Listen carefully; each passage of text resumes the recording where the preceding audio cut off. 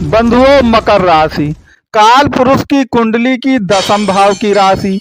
अब दसम भाव आपके स्ट्रगल को दर्शाता है, तो स्ट्रगल और हार्ड वर्क जो है वह इस राशि का स्वाभाविक गुण है।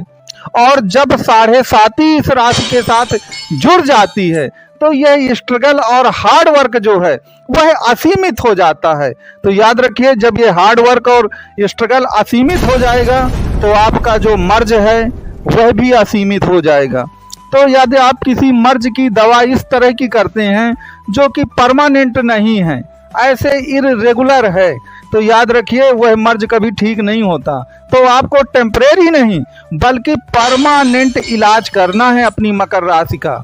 भले ही 15 आपके नवंबर से शनिदेव मार्गी हो रहे हैं, 29 मार्च 2025 के बाद साढ़े साती खत्म भी हो जाएगी, लेकिन एक चीज हमेशा याद रखिएगा कि मकर राशि के साथ स्ट्रगल और हार्ड वर्क जो है यह शब्द जुड़े हुए हैं। तो आपको मकर राशि का एक परमानेंट इलाज जो है वो करना है। और आज की इस वीडियो में मैं आपको वह परमानेंट इलाज बताऊंगा जिसको यदि आप कर लेते हैं तो मकर राशि वाले पीड़ा से बिल्कुल निकल जाएंगे। क्योंकि मुझको ऐसे हजारों कमेंट आते हैं जिसमें लोग बताते हैं कि महाराज मकर राशि वालों का कुछ नहीं होने वाला, उनका पीड़ा दुख गरीबी कर्ज धोखा कभी नहीं जाने वाला। लेकिन वो इसलिए नहीं जा रहा क्योंकि आप उसका परमानेंट इलाज नहीं कर रहे हैं। आपका मर्ज गहरा है लेकिन आप इलाज कुछ और किए जा रहे हैं। तो आपको क्या करना है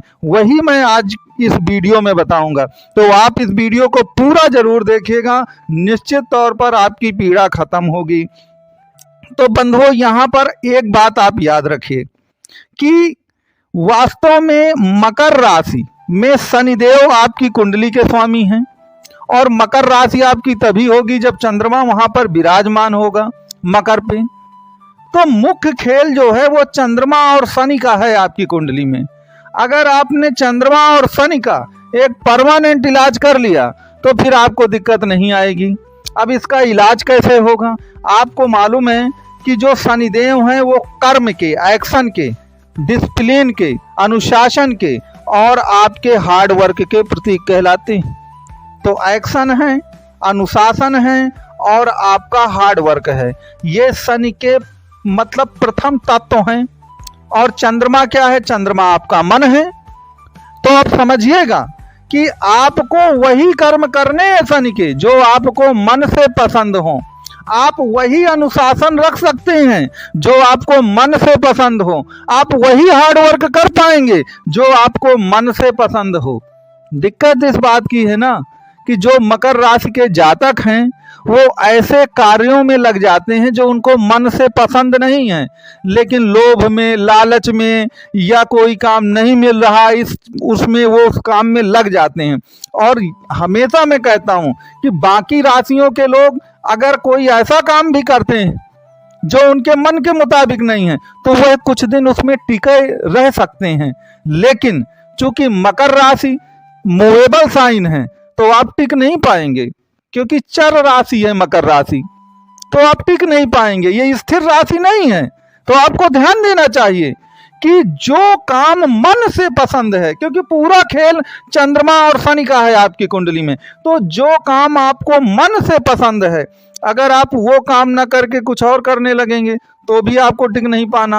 आप ऐसा हार्ड वर्क कर रहे हैं जो मन उसको स्वीकार नहीं कर रहा तो भी आपको नहीं कर पाना है। आपका अनुशासन जो डिसिप्लिन है वो भी कुछ ऐसा है जिसको मन पसंद नहीं करता है। तो कहने का तात्पर्य यह है कि इस सूत्र को आप गांठ बांधिए पहले कि आपको वही कर्म करने हैं जो आपको मन से पसंद हो। यदि आप ऐसा काम करेंगे जो मन से पसंद नहीं है तो चंद्रमा आपका रूठ जाएगा, चंद्रमा खराब हो जाएगा। तो आप जानते हैं कि पूरा खेल आपकी कुंडली में चंद्रमा और शनि का है। अब समझिएगा यहाँ पर बात कि ठीक है, साढ़े साती कुछ दिन में समाप्त हो जाएगी, तो क्या चंद्रमा आपकी मकर राशि में जो बैठा है वो समाप्त हो जाएगा? क्या शनि पूरी तरह समाप्त हो जाएगा? नहीं हो जाएंगे। ये वह समस्या आपके साथ कहीं ना कहीं कुछ ना कुछ लगी रहेगी। तो आपको इसका एक परमानेंट इलाज करना है।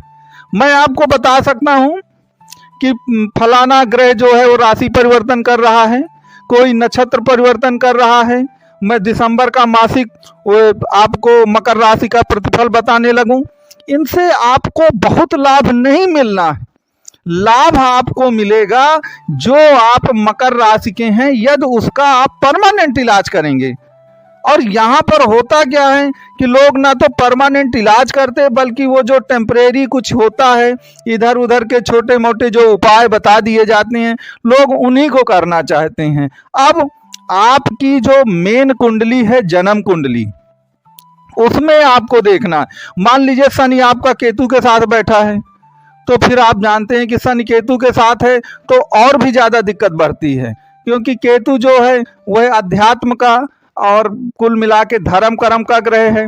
शनि को इन सब चीज़ों से मतलब नहीं है, शनि कर्म पर विश्वास करता है। तो आपकी कुंडली में कितने प्रकार के कॉम्बिनेशन बनेंगे शनि और चंद्रमा से, वो तो कुल मिला के आपकी कुंडली देखने पे ही पता चलेगा।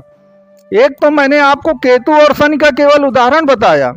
मान लीजिए शनि और चंद्रमा में राशि परिवर्तन कभी हो जाए किसी कारणवश, या शनि और चंद्रमा के नक्षत्रों में परिवर्तन हो जाए, या चंद्रमा के साथ गुरु बैठ जाए। अगर चंद्रमा के साथ गुरु बैठेगा तो ये बात है कि अगर आप ऐसे कर्म भी करते हैं जो मन से आपको बहुत पसंद नहीं है, तब भी आप थोड़ा टिक सकते हैं, क्योंकि चंद्रमा और गुरु मिलकर के एक प्रकार से गज केसरी योग बनाएंगे, तो चंद्रमा को ताकत मिलेगी वहां पर। तो बहुत सारे कॉम्बिनेशन जो हैं वह आपकी जन्म कुंडली में बनते हैं। अब आपकी कुंडली में कौन सा कॉम्बिनेशन बना है, यह कुंडली देख करके ही पता चल पाएगा। तो आप यदि कुंडली का कंसल्ट करना चाहें तो नंबर आपको प्रदान किया गया है, आप इस नंबर पे कॉल और व्हाट्सएप से अपनी बात बता सकते हैं, कह सकते हैं, कंसल्ट कर सकते हैं। तो मित्रों, पूरा जो वीडियो का मेरा कॉन्सेप्ट है वो यही है कि आप अपनी कुंडली का एक परमानेंट इलाज ढूंढिए। आप ये मत सोचिए कि शनि मार्गी हो रहे हैं इस तारीख को वो बकरी हो जाएंगे, सन की 7.5 इस समय चली जाएगी, गुरुदेव का नक्षत्र इसमें चला जाएगा, राहु उसमें चला जाएगा। इन सब बातों से बहुत लाभ नहीं मिलने वाला, आपको परमानेंट लाभ बिल्कुल नहीं मिलेगा। आपको लाभ तभी मिलेगा जो आपकी कुंडली के सबसे महत्वपूर्ण ग्रह हैं और उनका क्या कॉम्बिनेशन बन रहा है। अगर आप उसका परमानेंट इलाज कर लेंगे तो निश्चित तौर पर आप धन्य हो जाएंगे। और जो आपके अंदर ये निराशा भरी हुई है कि ये मकर राशि वालों का कुछ भी नहीं होने वाला जीवन में, वह निराशा पूरी तरह से आपके जीवन से चली जाएगी। तो मित्रों, ये वीडियो कैसा लगा आप कमेंट बॉक्स में मुझको बताने की कृपा करिएगा।